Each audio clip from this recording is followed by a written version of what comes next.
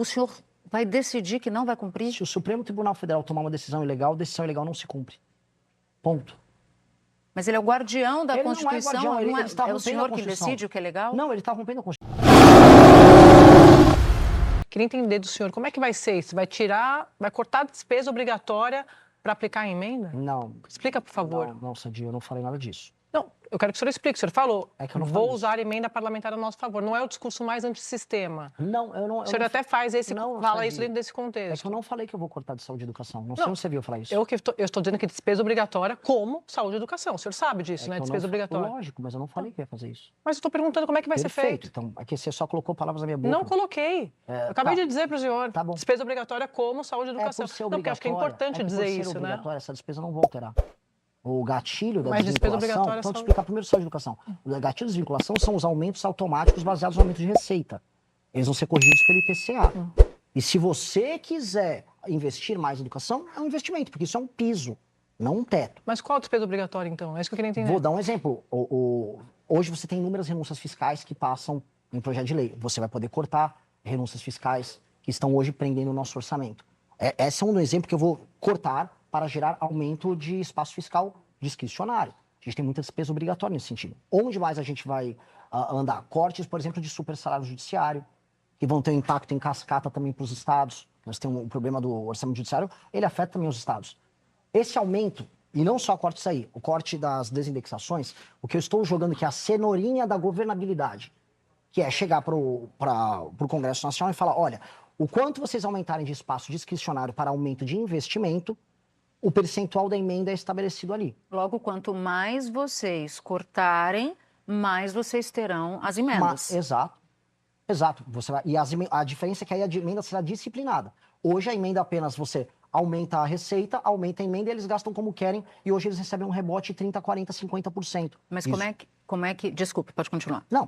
Então, hoje a emenda, ela virou um caos. Hoje ela aumenta como quer e hoje ele gasta como ele quer. Nós vamos ter que disciplinar o funcionamento das emendas. Até o Flávio Dino, venho citando, até pessoas que têm linhas... O senhor falou isso ontem também, eu vi. Linhas políticas diferentes da minha concordam com isso. A forma como a emenda é conduzida não está sendo funcional e bom para o Brasil. A gente está financiando a captura do Estado, como vem acontecendo pelo Centrão, através do uso das emendas. O funcionamento da regra de compra de voto, que mitiga a existência de democracia no Brasil, se dá através das emendas. As emendas parlamentares hoje se tornaram parte central desse... É o óleo que move a engrenagem do Centrão. A emenda, o que eu estou colocando, ela tem que ser utilizada como um instrumento bom de governabilidade e ela se encaixa naquilo que eu te falei da lei de responsabilidade gerencial. A emenda, eu não vou conseguir fazer ela desaparecer. Pelo menos no primeiro mandato meu. Não tenho essa pretensão. Não tenho esse tamanho. O problema brasileiro é gigantesco. Como eu disse para vocês, o Brasil vai eleger pelo menos 300 parlamentares, no mínimo complicados, para colocar um português mais tranquilo. O que eu vou precisar fazer é a emenda, ela se adequar à lei de responsabilidade gerencial e ela se adequar a políticas públicas dentro daquelas metas que eu havia comentado, que vai desde segurança, educação, obras de saneamento, combate ao crime contra a mulher, por isso que eu te falei da lei de responsabilidade gerencial. Essas políticas, as emendas, elas vão ser disciplinadas para atender estes temas junto aos municípios. O prefeito que entrega os bons indicadores se qualifica para receber mais emendas. O prefeito que não se qualifica, ele recebe menos emenda. Esse é o critério. E aí a emenda aumenta ou diminui de acordo com o espaço discricionário. E aí você consegue ter um regime fiscal mais funcional e gerar governabilidade. Por isso que eu acho que isso aí é um instrumento virtuoso para o uso das emendas.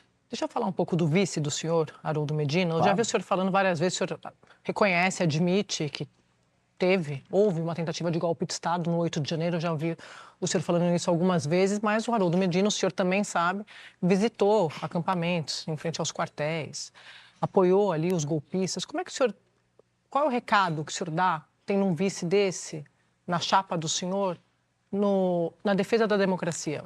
É o melhor recado possível, porque ele se arrependeu. É um homem que se arrependeu, que o 8 de janeiro, inclusive, ele... Ele acha que foi um golpe de Estado hoje? Ele condenou, ele acha que é um golpe de Estado. Ele se arrependeu de ter ido nos quartéis? Ele foi no quartel antes de ter sido o atentado, o dia 8. Ele foi antes. Ele era um bolsonarista. Ele foi uma pessoa que era bolsonarista, entendeu que estava errado, fez seu meia-culpa, e o que eu acho que é belo nessa história toda é abrir a porta para uma geração... Mas quando que ele entendeu? O senhor pode detalhar pra gente? O 8 de janeiro ele já condenou, tem vídeo dele condenando o 8 de janeiro. Agora, a virada dele, que foi a transformação de um homem que acreditava, em grande parte, na ideia de que o Bolsonaro foi vítima de uma armação do TSE, para alguém que falou, olha, o caminho não é esse, é uma porta aberta para outras pessoas da geração dele, especialmente pessoas 60 a mais, que acreditavam naqueles sites de notícias esquisitas, canais de YouTube que defendiam que a urna tinha sido fraudada. Ele é a porta de saída para essas pessoas. E eu acho importante, porque tem pessoas que foram levadas a crer, que volto a colocar aqui, que a urna não funcionou durante as eleições, que você teve interferência chinesa, todas aquelas... Teorias da conspiração. E o Haroldo, ele foi uma pessoa que fez a transição de alguém que estava nesse torpor para alguém que viu, eu estava errado. E esse reconhecimento, ele arrasta. É importante, porque essas pessoas existem na nossa democracia. Uma pessoa que votou, que acreditou nisso, não é um criminoso. Então, sim, é importante que ele exista, é importante que ele esteja na minha chapa. Inclusive porque existe a gente citou o elemento feminino, agora o principal elemento, e o principal desafio meu para crescimento é o elemento geracional. As pessoas, eu tenho que chegar nas gerações mais velhas. E a porta de saída deles é justamente um elemento como o Haroldo. Candidato, a gente vai dar uma olhada em mais um vídeo e em seguida a gente segue a nossa conversa. Estou no estrito cumprimento do meu dever como presidente da República e para passar o estado de defesa eu preciso do Congresso. Eu pedi, o Congresso aprovou dia 5 de janeiro de 2027. Se vier uma decisão do STF, não é que eu só não vou cumprir. Eu não vou cumprir. Eu vou apenas com as forças policiais, se precisar de auxílio das Forças Armadas, vou fazer o meu estrito cumprimento do meu dever constitucional. E aí eu pergunto, candidato, é o senhor quem vai decidir o que é ilegal ou não ilegal a partir do Supremo? Como é que o senhor avalia hoje essa declaração? O senhor a mantém? Mantenho, e isso está certíssimo. O senhor é que diz o que é ilegal ou não? Não, a Constituição diz. Se eu cumprir o devido processo legal, numa medida ela passou no Congresso Nacional, eu cumpri todos os ritos, não pode vir uma decisão monocrática parar o estrito cumprimento da lei. Até porque eu estaria prevaricando. O presidente da República tem que cuidar do território nacional. O presidente da República e as Forças Armadas. Eu reconheço que existe uma guerra. A gente não está... Eu não acho que existe um estado de normalidade de coisas. No Brasil não está vivendo uma normalidade. Se eu sair andando aqui no Rio de Janeiro, no meio da rua, e eu andar 2, 3 quilômetros, já eu vou cruzar com uma favela, eu vou cruzar com uma área que eu não posso andar. Vou cruzar com uma área que se uma pessoa pedir um Uber, ela vai tomar porrada. Vou passar numa área controlada pelo crime. Eu não reconheço que é essa normalidade. Eu espero que o STF também entenda. E para até aprofundar essa discussão, meu partido entrou com uma ação no STF tratando disso, para reconhecer o estado inconstitucional de coisas no território brasileiro, nos territórios em que estão tomados pelo crime organizado. A ação, inclusive, está nas mãos do Flávio Dino. Mas a pergunta que eu fiz foi, é o senhor quem vai... Se o Supremo Tribunal Federal toma uma decisão que contraria os seus interesses, uma vez eleito, o senhor vai decidir que não vai cumprir? Se o Supremo Tribunal Federal tomar uma decisão ilegal não se cumpre. Ponto. Mas ele é o guardião da Constituição, não é guardião, ele está é o rompendo senhor a que Constituição. decide o que é legal? Não, ele está rompendo a Constituição. E existem precedentes. É o senhor que decide isso, então, não sou eu, é a própria Constituição.